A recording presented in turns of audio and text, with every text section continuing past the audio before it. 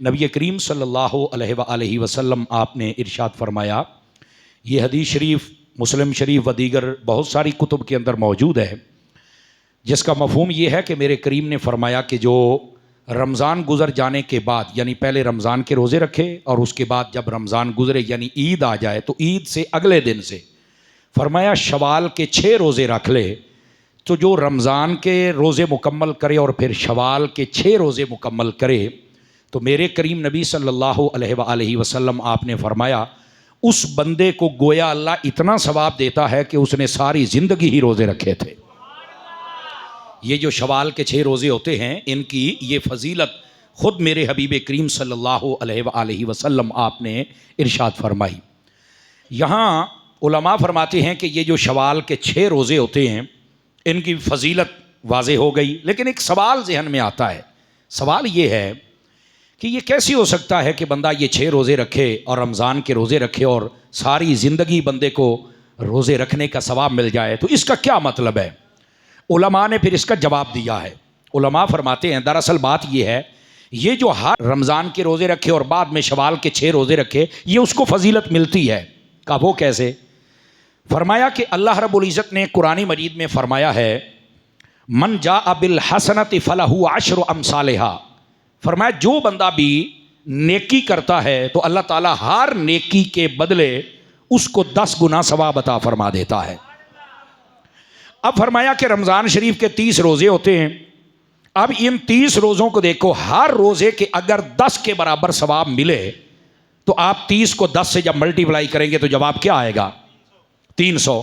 यानी एक महीना रोज़े रखने का सवाब 300 रोज़ों के बराबर, यानी समझो उसने 300 दिनों के रोज़े रख लिए। ठीक है। अच्छा, इस्लामी एतबार से जो कमरी एतबार से साल होता है उसके दिन होते हैं 360 और जो ईसवी हवाले से होता है उसके होते हैं 365।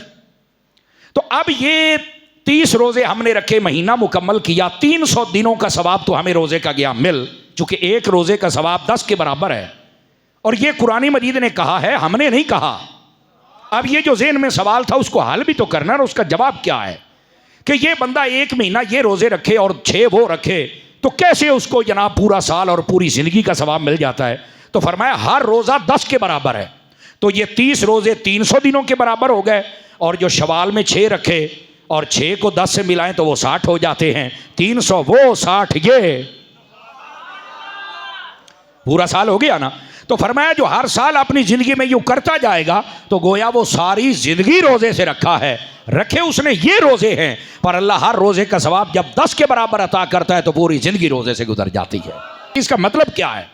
तो ये मतलब जो कमरों में बंद बेचारे बैठे हैं उनको तो नहीं ना समझ आएगा। ये तो आप उस्तादों के पास बैठेंगे, तशरीह व तफसीर पढ़ेंगे तो फिर आपको समझ आएगी कि ये 36 रोज़े हैं, 30 रमज़ान के और 6 ये, तो फिर अल्लाह ने इतना सवाब कैसे दिया? तो भाई ये कुरान से साबित है कि हर नेकी का सवाब 10 गुना, और ये 36 को आप 10 से जब मल्टीप्लाई करेंगे 360 बनेगा, और साल में 360 दिन होते हैं तो हर रोज़ रोज़े का सवाब मिल गया। ये जो 6 रोज़े हैं ये भी आप रख लीजिए, इंशाल्लाह जब रखेंगे तो अल्लाह ताला इसका भी बहुत ज़्यादा सवाब अता फरमा देता है।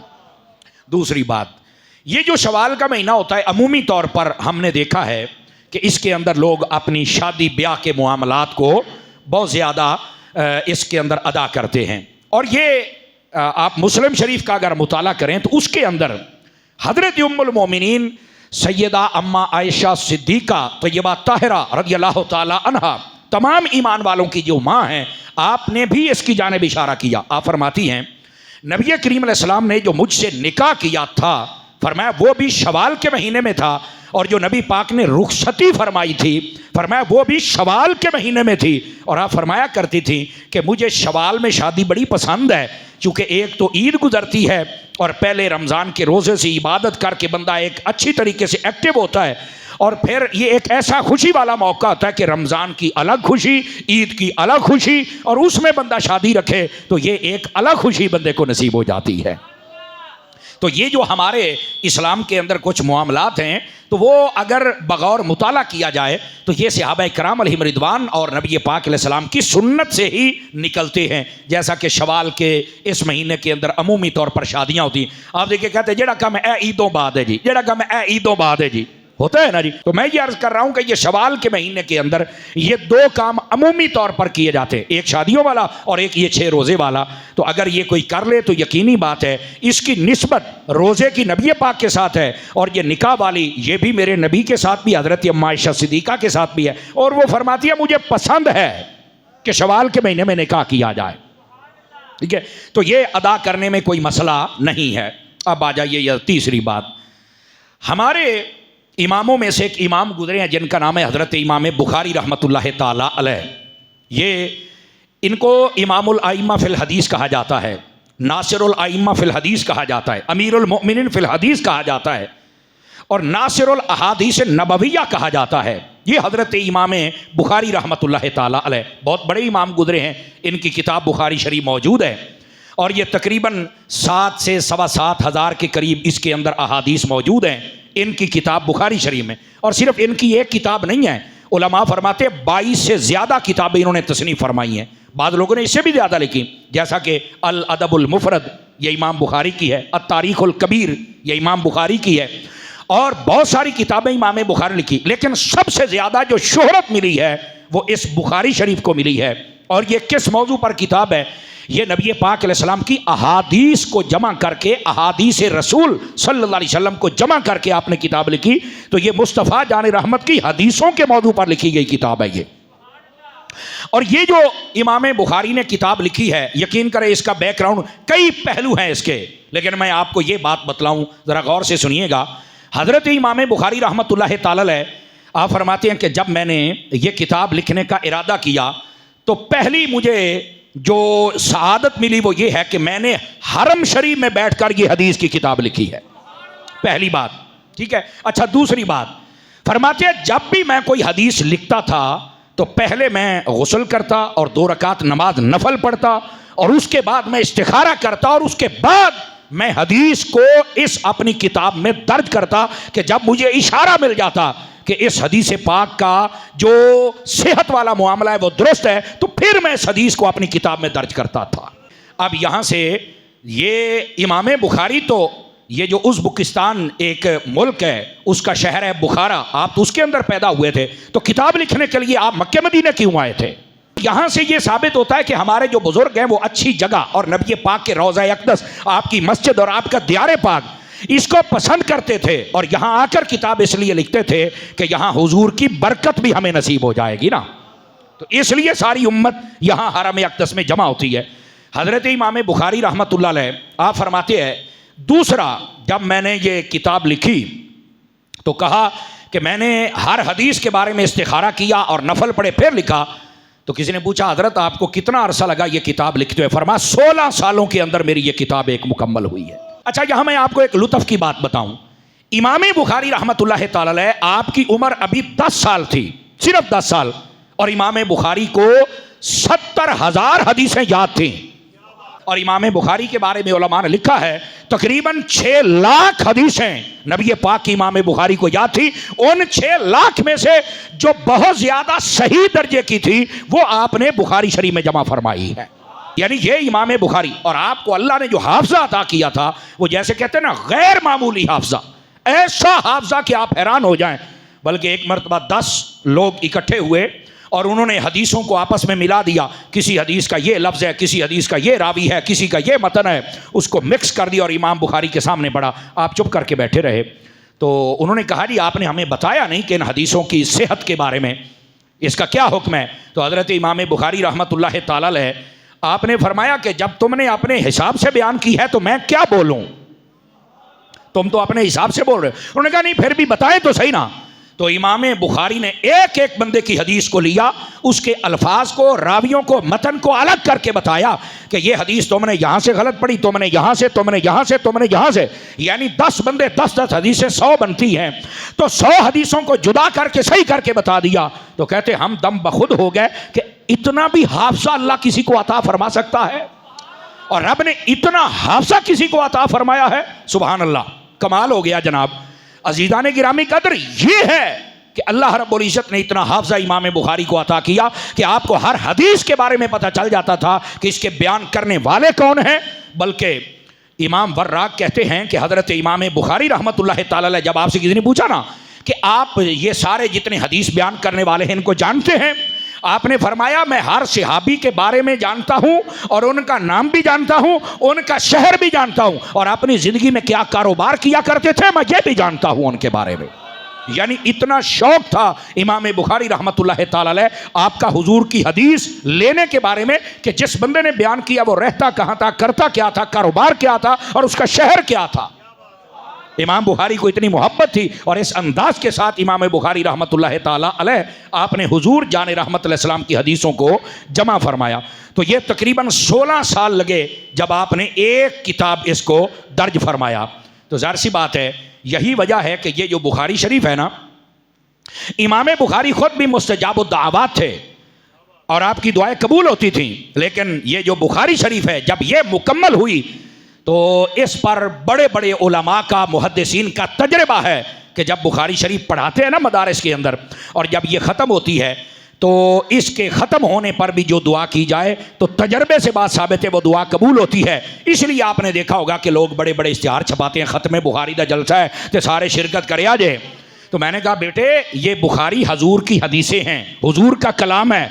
अगर ये किताब, और सारा भी नहीं है, इसके अंदर अगर आप यकीन करें 1 बाई 1 हदीसें शुमार करें ना तो ये तकरीबन 3500 के करीब बनती हैं। ये मुकर्ररात हैं, तालीकातुल अबवाब हैं, दोबारा 2-2, 3-3, 4-4 मरतबा हदीसें इसमें बयान की गई हैं। तो अगर उनको देखें तो वो 7,500 के करीब तकरीबन बनती हैं, वरना इसके अंदर तो 4,000 के करीब हदीसें हैं। तो मैंने कहा नबी पाक की 4,000 बातें, 4,000 कलाम किसी किताब में आ जाए और वो कोई ख़त्म कर ले तो बाद में दुआ कबूल होती है। कुरान तो रब का कलाम है और सारे का सारा है और सच्चा है, तो फिर जब कुरान ख़त्म होता है तो फिर भी तो दुआएं कबूल होती है ना। तो तुम्हारी बुखारी ख़त्म हो जाए तो ख़त्म बुखारी वाली महफिल जायज़ है, हमारा कुरान ख़त्म हो जाए तो ख़त्म वाला कुरान क्यों जायज़ नहीं है? ज़रा बताओ ना मुझे। कुरान मजीद के ख़त्म दिलाए जो ख़त्म न जाए जी, ख़त्म दरूदी महफिल कोई नहीं, और मरे बुखारी भी ख़त्म जायज़ है। बस ख़त्म बुखारी का क्या जी, हमने बुखारी शुरू की थी आज ख़त्म हो गई है। वह तेरी बुखारी ख़त्म हुई, हुजूर का कलाम है ना, हम मानते हैं कि इस पर दुआ कबूल होती है।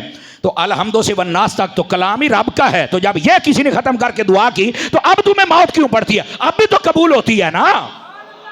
जबकि मेरे नबी ने खुद फरमाया इंद कुल्ल खत्मतिल कुरान दावतुन मुस्तजाब, फरमाया हर कुरान मजीद जब ख़त्म होता है, यानी कोई बंदा जब कुरान की तिलावत शुरू करे और कुरान की तिलावत करते करते ख़त्म कुरान कर दे ना जरा यही फस जैसे भी, तो फरमाया जब कुरान ख़त्म होता है तो वहाँ पर अल्लाह ताला इंसानों को मौका देता है कि तुम जो भी दुआ करोगे मैं तुम्हारी दुआ कबूल फरमाऊँगा। तो भाई कुरान ख़त्म हो जाए तो उसके बारे में तो बाकायदा तौर पर हदीस में मौजूद है कि यहाँ पर दुआ कबूल होती है, और वहाँ पर फतवे लग जाते हैं नहीं जी ख़त्म दरूद को नहीं होगा। हालांकि ख़त्म वाले दिन क्या होता है, कुरान ही तो ख़त्म किया जाता है। और अगर कोई ना भी कर सके फॉर एग्जाम्पल, तो वहाँ पर कहते हैं सारे 1 मरतबा अल्हम्दो 3 मरतबा कुल हु अल्लाहु अहद पढ़ो, चूँकि 3 मरतबा कुल हु अल्लाहु अहद पढ़ने से भी अल्लाह पूरा कुरान ख़त्म करने का सवाब अता फरमा देता है। तो अब वहां पर इतने बंदे पढ़ रहे हैं और फतवा लगाया जा रहा है जी ये बिल्कुल जायज़ है, इसकी तो कोई दलील नहीं है। तो मैं क्या बुखारी से दलील कितों आ गई है? तो अगर बुखारी खत्म हो जाए दुआ हो सकती है, मेरा चन्न है कुरान ख़त्म हो जाए तो फिर भी दुआ कबूल हो सकती है। तो इस बात से परेशान नहीं होना चाहिए। तो ये बुखारी शरीफ बड़ी ही प्यारी और मोतबर किताब है। कई बेचारे बुखारी का नाम बड़ा लेते हैं, लेकिन हकीकत ये है उनको ये पता ही नहीं है कि ये बुखारी हम समझाने के लिए कहते हैं। ये जो किताब है इसका नाम बुखारी शरीफ नहीं है, इसका ये नाम नहीं है, नाम और है। ये बुखारी तो इसलिए कि जो इमाम बुखारी, अच्छा इमाम बुखारी का नाम भी इमाम बुखारी नहीं है, उनका नाम है मोहम्मद और उनके बाप का नाम है इस्माइल और उनके दादे का नाम है इब्राहिम और उनके परदादे का नाम है मुगीरा। इमाम बुखारी का असल नाम मोहम्मद है। तो ये जो इमाम मोहम्मद है ना, इनका शहर है बुखारा, जिसकी वजह से बुखारी कहा जाता है और उसी वास्ते किताब को बुखारी कहते हैं, जबकि उनका नाम मोहम्मद है और किताब का नाम बुखारी नहीं है। किताब का नाम पता क्या है? आओ जरा आज ये भी सुन लीजिए। इस किताब का असली नाम जो इमाम बुखारी ने रखा था वो ये है, वो फरमाते हैं अल जामिउल मुस्नद अस्सहीहुल मुख्तसर मिन उमूर रसूलिल्लाह सल्लल्लाहु अलैहि वसल्लम व सुननिही व अय्यामिही। ये है बुखारी का नाम। ये जो किताब है ना बुखारी शरीफ, उसका ये नाम है, लेकिन यहां पर कहते हैं बुखारी शरीफ है। ओ भाई, इसका असल नाम ये है अल जामिउल मुस्नद अस्सहीहुल मुख्तसर मिन उमूर रसूलिल्लाह सल्लल्लाहु अलैहि वसल्लम व सुननिही व अय्यामिही, कि नबी पाक अलैहिस्सलाम की जो शब रोज़ गुजरते थे, वो जो नबी पाक अलैहिस्सलाम की ज़िंदगी गुजरती थी, उसमें से मुख्तसर मगर सही हदीसें मैंने चांद जमा कर दी। ये आपने नाम रखा है अपनी किताब का, और हम सारे बुखारी बुखारी कहते रहते हैं। ये सिर्फ इसलिए कि नाम गालिब आ गया और मशहूर हो गया, वरना असल नाम ये है जो मैंने आपकी खिदमत में अर्ज किया है। तो जो बुखारी का नाम लेकर कभी भी कोई बात करे ना, उन सारियां छड़ पे बुखारी का नाम दस, तो वो बता ही नहीं सके, वो इमाम बुखारी का नाम ही नहीं जानता है। जबकि हमें मालूम होना चाहिए।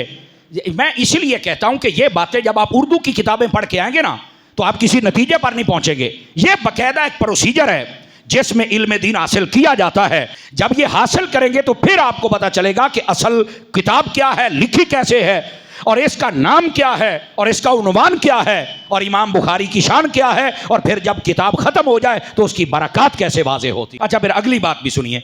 हज़रत इमाम बुखारी रहमतुल्लाह ताला अलैह, आप बचपन के आलम में थे कि आपके जो वालिद माजिद थे वो पर्दा कर गए, और आपके वालिद की तरफ से आपको ज़मीन का चांद एक हिस्सा मिला था, उसी से आप रोज़ शब अपने गुजारा करते थे। आपकी ज़िंदगी का जो नुमाया पहलू था वो ये था कि आप हुकूकुल इबाद में भी कमी नहीं करते थे, अपनी मिसाल आप थे, और हुकूकुल्लाह के अंदर भी किसी किस्म की कोताही और कमज़ोरी नहीं करते थे। आप इस बात से अंदाज़ा करें, जब रमज़ान शरीफ आता तो इमाम बुखारी की हालत ये होती थी, एक रमज़ान शरीफ में हर रोज़ दिन के वक्त भी ख़त्म कुरान करते थे, और आज तरावी के अंदर भी कुरान मजीद ख़त्म फरमाया करते थे। हर रोज़ का अलग, और तरावी में पढ़ते पढ़ते महीना ख़त्म होता तो वो अलग। यानी इतना शब बेदारी आप करते, क़यामुल लैल करते, तरावी की नमाज पढ़ते। तो ये इमाम बुखारी भी तरावियाँ पढ़ते थे। लेकिन ये भी मैं कहता हूँ, जिनको ज़्यादा शौक़ है वो तहकीक करें, भाईजान वो 8 नहीं पढ़ते थे, वो 20 ही बड़ा करते थे। हमें जो आज धोखा दिया जाता है बुखारी शरीफ की हदीस पढ़ के, असल लोग समझे नहीं ना। अब देखिए हदीस शरीफ क्या बयान होती है कि बुखारी शरीफ में हदीस है, नबी पाक हर रात में 11 रकातें पढ़ते थे, और वो क्या थी, फरमाया 8 तरावियाँ और 3 वितर। मैंने कहा यहाँ ना 2-3 मेरे सवाल है, मुझे जवाब चाहिए, कहा बतलाइए। मैंने कहा बुखारी में ये हदीस है, लेकिन इस हदीस में तो रमज़ान का लफ्ज़ ही नहीं है। इस हदीस में तो ये है कि नबी पाक हर रात में 11 रकातें पढ़ते थे। इसमें तो रमज़ान का लफ्ज़ ही नहीं है। या तो आप रमज़ान का लफ्ज़ दिखाओ ना कि रमज़ान में नबी पाक ऐसा करते थे, समझ आए? ये तो हर रात है। तो क्या नबी पाक फिर सारा साल तरावियां पढ़ते थे? ये तो नहीं मैनू पता, तो मैं क्या पता होंदा तो सुनी ना होंदा, ऐसा ही एतराज़ ही ना करते। तो देखो पहली बात चोरी पकड़ी गई। नबी पाक अलैहिस्सलाम हर रात में कितनी रकातें पढ़ते? कहा जी 8 तरावी की और आगे 3 वितर। तो मैंने कहा जनाब आप तो 3 वितरों को मानते ही नहीं, आपके नज़दीक तो 1 वितर है। तो या तो पहलो तरावियां 8 ही पढ़, पर वितर तो 3 पढ़ना, मैनू पता तो लगे ना। जो एतराज का, मैं किसी का दिल नहीं दुखा रहा, लेकिन मैं आंखों से पर्दा तो हटा सकता हूं ना भाई। अब देखो ना नबी पाक सल्लल्लाहु अलैहि वसल्लम, भाई आप जो वितर है वो 3 रकात पढ़ दें। बल्कि मुस्लिम शरीफ की रिवायत में यहां तक मौजूद है कि नबी पाक वितर की 3 रकातें पढ़ते थे। पहली रकात के अंदर कौन सी सूरत पढ़ते, दूसरी में, तीसरी में। नबी पाक तो हर रकात में जो सूरत पढ़ते थे वो भी हदीसों में मौजूद है। और फिर लोग कहते नहीं जी वितर 1 है 3 नहीं है। तो मैं क्या हूं थोड़ा इलाज की कर सकने, और अगर हदीस पेश की जाए तो कह ले ये पहले हुक्म था बाद में नहीं है। तो मैंने कहा चलो यही दलील हमारी भी मान लो कि रफ़ा यदैन का हुक्म पहले था बाद में मना था, तो अड्डे वास्ते जायज़ है, साढ़े वास्ते जायज़ ही कोई नहीं। तो बात अर्ज ये कर रहा हूं मेरे दोस्त, ये जो हदीस बयान की जाती है इसमें फिर तरावी का जिक्र ही नहीं। और इसमें एक खराबी ये है, तरावी तरविया को कहते हैं, और तरविया पता एक कब मुकम्मल होता है, जब 4 रकातें मुकम्मल हो जाए ना, 2 पढ़ के सलाम फिर 2 पढ़ के, इसको कहते हैं 1 तरविया। और फिर जब 2 रकातें पढ़े, 2 रकातें 8 हो जाए, इसको कहते हैं 2 तरविये।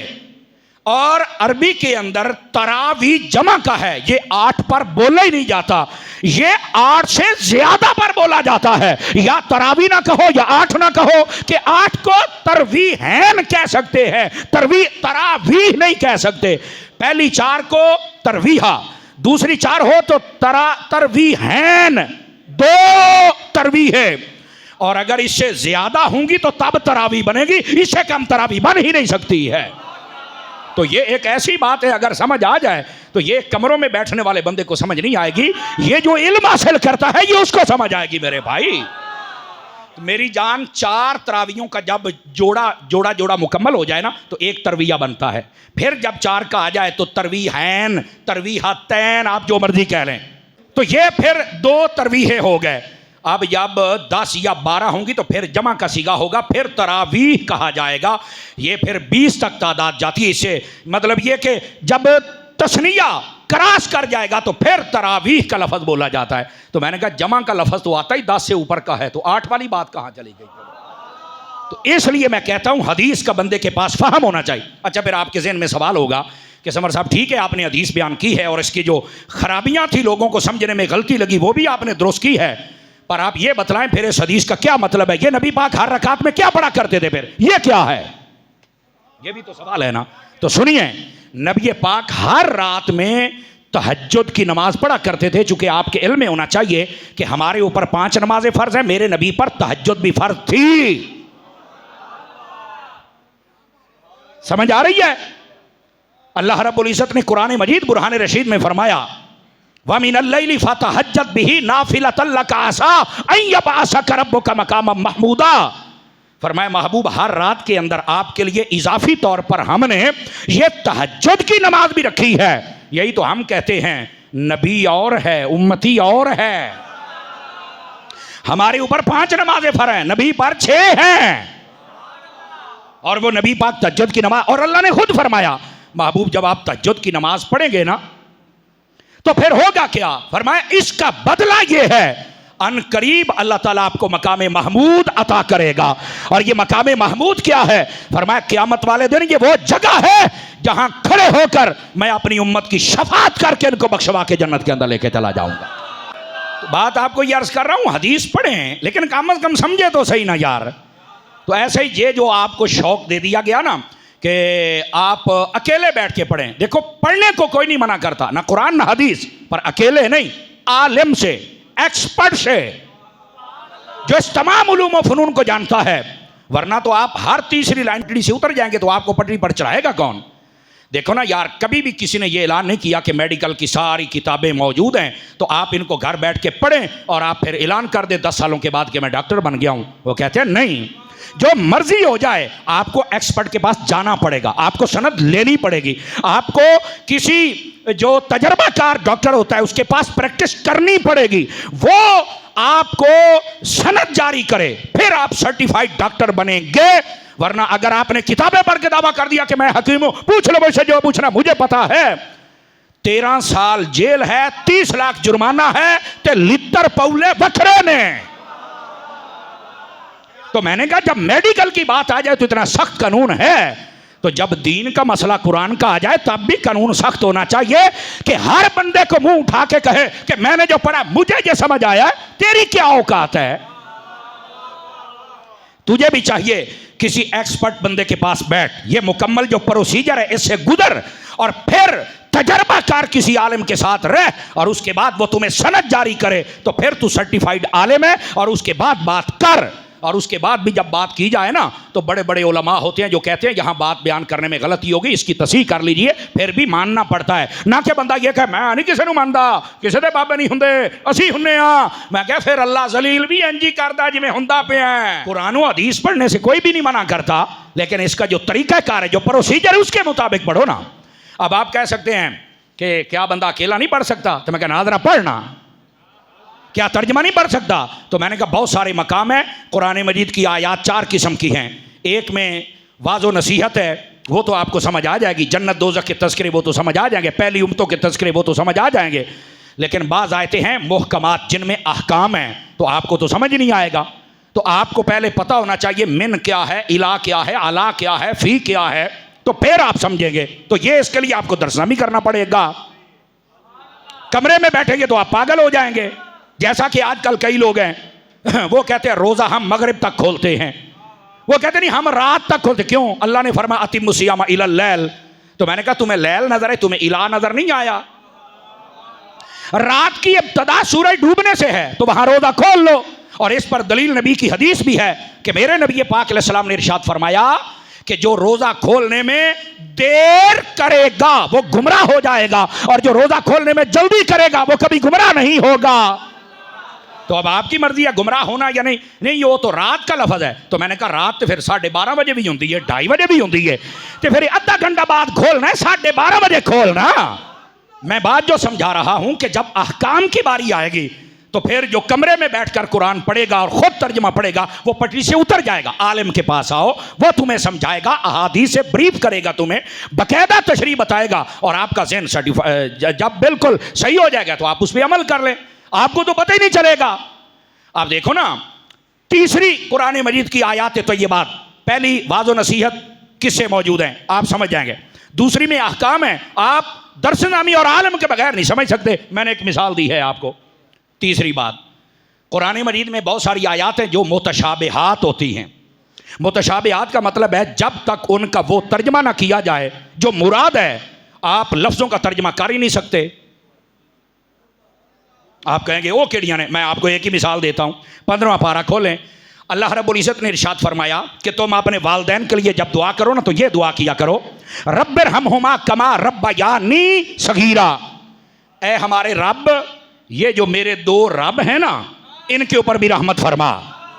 अब सवाल ये पैदा होता है, अगर वो रब है तो ये 2 रब कौन है? और अगर ये 2 रब है तो फिर वो रब कौन है? रब तो एक है, अगर और भी है तो क्या शिरक नहीं है? कहता मैनू तो पता ही नहीं। देखो ना, मैंने कुरान की आयत पढ़ी है ना, अल्लाह फरमाता है जब तुम अपने वालिदैन के लिए दुआ करो तो ए हमारे रब, रब्बिरहमहुमा, ए हमारे रब तू रहमत फरमा इन दोनों पर। किन पर? ये जो हमारे रब हैं, कमा रब्बयानी सगीरा, जैसा कि ये दोनों मेरे रब थे। अब ये तो कुरान है ना, हुण तो साढ़े ते शिरक दा फतवा नहीं ना लगदा। आखिर ये फिर मां प्यो नूं रब क्यों आख्या? मैं क्या हुण आप पै गई ना साड़ी लोड़, आइयो तेनू दस दे पा, तेनू साड़ी लोड़ पैनी है। अब इसका तर्जमा तमाम उलमा ने ये लिखा कि वो रब हकीकी है, वो पालने वाला है, और जो माँ बाप हैं वो अल्लाह की अता से पालते हैं, तो इस पालने की वजह से इनको रब कहा गया है। बस अल्लाह अल्लाह ते खैर सल्ला। तवज्जो है कि कोई नहीं यहाँ पर? आप कुरान मजीद का 12वां पारा पढ़ के देखें। हज़रत यूसुफ अला नबीना अलैहिस्सलाम, आपके जब आप कैद खाने में थे ना, तो जो बादशाह था उस वक्त बादशाह को भी रब कहा जाता था। आप कुरान मजीद का 12वां पारा पढ़ के देख लें। ये जो बादशाह उसको रब का, और ये सूरह यूसुफ में मौजूद है। अब वो जो बादशाह है हकीकी रब है, वो असली है, और जो बाकी बादशाह होते उस वक्त कहा जाता था, तो वो बादशाह आर्जी तौर पर, इसलिए इनको रब कहा जाता था। तो यहां शिरक नहीं होता, इसलिए बात को समझना चाहिए। और आज तो किसी के लिए भी नहीं बोल सकते ना, माँ बाप के लिए सिर्फ है, वो कुरान में मौजूद है, लेकिन रब से रब के साथ नहीं। अल्लाह ने बोले है, हम नहीं बोल सकते। क्यों भाई? इसको कहते हैं मुतशाबिहात। अल्लाह ने बोले जरूर है, लेकिन हम नहीं, हमें इसकी तावील करनी पड़ेगी, वरना तुम फारिग हो जाओगे। बस औकात पता क्या कहते हैं, ये अल्लाह ने लफ्ज इस्तेमाल किया तो अल्लाह के पास कोई और लफ्ज नहीं था। मैंने कहा अस्तगफिरुल्लाह जाहिलो, अब अल्लाह ने माँ बाप को रब कहा है, अल्लाह को होर लफज कोई नहीं सी। अगे था तो मैं क्या क्यों नहीं बोलिया? कहता इधर ही मैनू बता। तो मैं कहा यही तो तुम्हें बता रहे हैं मेरे बच्चे। तो ये बेवकूफ लोग जिनको तन्हाई में बैठकर तर्जुमे पढ़ने का शौक है, और ऐसे जाहिल और निकम्मे हमारी ये बात का छोटा सा क्लिप काट लेते और कहते हैं मौलवी साहब सानू तर्जमे तो रोक दे पैने। तो मैं क्या पढ़न तो बाद तू मां प्यो दा भी गुस्ताख है, सहाबा दा भी गुस्ताख है, आले रसूल दा भी गुस्ताख है, बेनमाजी भी हैं, बुजुर्गों दा भी गुस्ताख हैं, तो फिर इदां दे पढ़न नालों तू ऊंज ही चंगा नहीं सी? पढ़ने के बाद भी इतना बड़ा बदकार निकला, क्या फायदा तेरे पढ़ने का? और यही जिन्होंने उलमा के पास पढ़ा है वो बाअदब भी बन गए और बाअमल भी बन जाते। असल मसला ये समझा रहे। और कुरान की आयत की चौथी किस्म उसको कहते हैं मुक़त्ताआत, जैसे अलिफ लाम मीम हा मीम यासीन तासीन, ये कुरान के अल्फाज हैं। आप इनका तर्जमा कोई करके दिखाए, समझ आ रही? तो इनको समझना पड़ेगा उलमा के पास बैठकर। तो जिनको कमरों में बैठकर, कई बंदे होते हैं ना सारी जिंदगी नौकरी करते रहते हैं, जो फारग होए मैं 5 बारी तर्जमे ना कुरान पढ़िया है, तो मैं क्या जो नौकरी करता सी उदों पढ़ लेंदा ना, उदों तो खादियां नहीं रिश्वतां, उदों तो मारियां नहीं डंडियां, ते हुण तू बन गया हाजी। मादरत के साथ नाराज ना हूं, ये कईयों को बड़ा अजीब अजीब ज़हन बन जाता है। और फिर जेड़ा मसला कोई ज़हन च बह जाए ना, आके मौलवी ने पूछना हजूर कौम लूत के बारे तुसी की पढ़िया, जरा दसना मैनू। वो आप तो पढ़ी फिरदा हो, सिर्फ मौलवी ने इम्तिहान लेना है बस। वो थोड़ा बर्तन होता है ना, भर जाता है, हुण डोलदा फिरदा है। ओ मेरे भाई, मैं ये कह रहा हूं आप 5 नहीं 10 मरतबा तर्जमा पढ़ो, कुरान समझो। लेकिन बेटा कुरान अरबी में है, पहले अरबी समझो फिर कुरान समझ आएगा। तर्जुमा पढ़ने वालों ने तो बड़ी बड़ी डंडी मारी है। हमारा मसला ये है, कुरान अरबी में है, पहले अरबी सीखो। हमारा सारा दीन अरबी में है और ये उर्दू पढ़ के शोर मचा रहे हैं। तो इस वास्ते मेरी जान, हमारे कहने का मतलब ये होता है। और जाहिल किस्म के लोग शोर मचाते हैं। मैंने कहा कोई ऐसी गाल नहीं है, हम आपको सारा समझाएंगे असल मसला क्या है। तो कुरानी मजीद बुरहान रशीद हो या हदीस हो, कोई बंदा तर्जमा पढ़ने से नहीं रोक सकता, ना किसी को इजाजत है। हाँ, उसका तरीकाकार ये होता है कि आप आलिम के पास बैठकर पढ़ें, ताकि आपको यो रहनुमाई करे और आपको हकीकत बतलाए, वरना आपको तो समझ नहीं आएगी, आप तो अक्ल कुल बन जाएंगे। और कई मरतबा ऐसा होता है, कुरान मजीद पढ़ा लिखा होने के बावजूद बंदा गलत तर्जमे बयान कर रहा होता है। किसी एक्सपर्ट पर जा, सीख और फिर उसके बाद चल के काम कर। पर लोगों को ये समझ नहीं आती। बात को ज़रा इख्तिताम की तरफ लेके आ रहा हूं, अगर आप थके नहीं हैं तो सुना दूं आप हज़रात को। बात चल रही है इमाम बुखारी रहमतुल्लाह ताला अलैह, आपकी बुखारी शरीफ की, कि इमाम बुखारी ने जब ये बुखारी शरीफ को लिखा है तो इसको एक बड़ी तरतीब के साथ और बड़े प्यार के साथ लिखा है।